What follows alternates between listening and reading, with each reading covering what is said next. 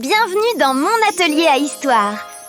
Est-ce que tu imagines la tour Eiffel qui scintille sous la neige, un sapin géant à New York, la Sagrada Familia toute colorée et des marchés de Noël qui sentent la cannelle, tout ça dans la même soirée. Aujourd'hui, avec Capucine, on part faire un voyage féerique autour des monuments les plus magiques du monde à Noël. Tu montes avec nous dans le traîneau ?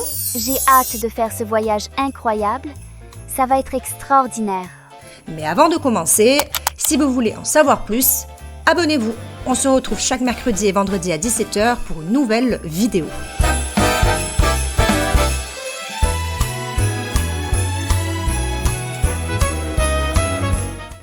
Capucine, avant de partir en voyage, on rappelle quelque chose d'important. C'est quoi pour toi un monument ? C'est un bâtiment très connu ? Un endroit spécial qu'on reconnaît tout de suite ? Oui, exactement. Un monument, c'est souvent un bâtiment ou une construction très connue qui a une histoire et qui représente quelque chose d'important pour le pays. Une époque, une personne, une religion, une victoire. Aujourd'hui, on va voir comment certains de ces monuments se transforment à Noël. Notre traîneau magique va nous amener en France, à Paris, dans notre très beau pays, aux États-Unis, à New York, en Espagne, à Barcelone, en Italie, à Rome, en République tchèque, à Prague. On va changer de pays, de langue et parfois même de manière de fêter Noël. Mais tu vas voir, il y a des points communs. Allez, c'est parti ma puce, monte dans le traîneau, nous allons partir. C'est bon ? Tu es bien attaché ?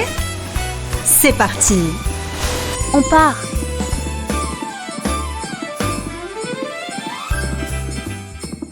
Première étape, Paris. En France, le monument que tu connais sûrement déjà, c'est... Peut-être la tour Eiffel avec de la neige ? C'est la grande tour en fer qui brille la nuit. Oui, la tour Eiffel a été construite à la fin du 19e siècle pour une grande exposition. Toute l'année, elle s'illumine, mais à Noël, l'ambiance autour devient encore plus magique. Souvent, on trouve un grand sapin décoré, des guirlandes lumineuses, parfois un marché de Noël avec du chocolat chaud, des crêpes, des petites décorations. Et certaines années, une patinoire où on peut patiner en voyant la tour Eiffel briller. Ça doit faire bizarre de patiner avec un monument géant derrière soi. Et quand on monte en haut de la tour, on voit toute la ville illuminée. Les rues, les ponts, les vitrines. C'est pour ça qu'on appelle Paris la ville lumière. Dis-moi Capucine, pourquoi tu crois qu'on met autant de lumière à Noël ? Surtout autour des monuments. Peut-être pour faire comme des petites étoiles partout, pour se sentir joyeux, même quand il fait nuit très tôt. Exactement.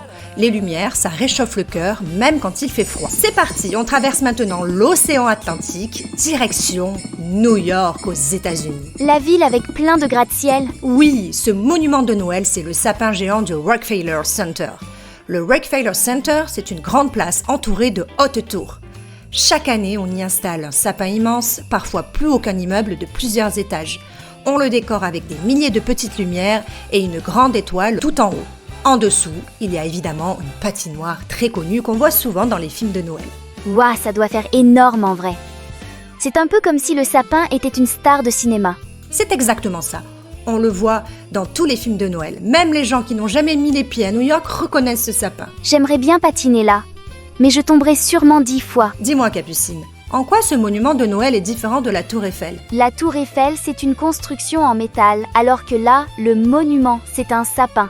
Mais les deux sont beaucoup illuminés à Noël. Très bon résumé. Un monument, ça peut être un bâtiment, mais parfois c'est aussi un décor ou un objet tellement important qu'il en devient symbolique. On repart en Europe, direction Barcelone, en Espagne. Là-bas, il y a un monument qui ressemble presque à un château de sable géant, la Sagrada Familia. C'est l'église toute bizarre, avec des tours qui ressemblent à du sable qui a coulé, non ? Elle a été imaginée par un architecte très créatif, Antonio Gaudí. C'est une basilique, donc un grand bâtiment religieux. À Noël, l'intérieur se remplit de lumière colorée, le soleil passe à travers les vitres rouges, bleues, verts, et ça fait comme de la peinture sur le sol. On installe une crèche très détaillée avec des personnages, des animaux, parfois une petite ville entière en miniature. On dirait un décor de dessin animé. Et en Espagne, les fêtes de Noël ne s'arrêtent pas le 25 décembre, elles continuent jusqu'au jour des Rois Mages en janvier. Nous aurons une vidéo prochainement sur les Rois Mages. Ah oui, ceux qui apportent des cadeaux à Jésus dans l'histoire de la crèche. On organise des défilés avec des chars, des bonbons et parfois les rois mages eux-mêmes viennent saluer les enfants. Donc là, le monument sert aussi à se rappeler l'histoire de Noël. Oui, certains monuments de Noël sont surtout festifs, comme le sapin de New York, et d'autres sont aussi très religieux, comme la Sagrada Familia. On continue avec un autre lieu très important pour beaucoup de chrétiens, Rome en Italie, et particulièrement la place Saint-Pierre. C'est là où se trouve le pape? Oui, la basilique Saint-Pierre est un monument immense. À Noël, sur la place, on installe un grand sapin et surtout une crèche géante. Les personnages peuvent être presque à taille humaine, avec de vraies petites maisons, des animaux, des détails partout.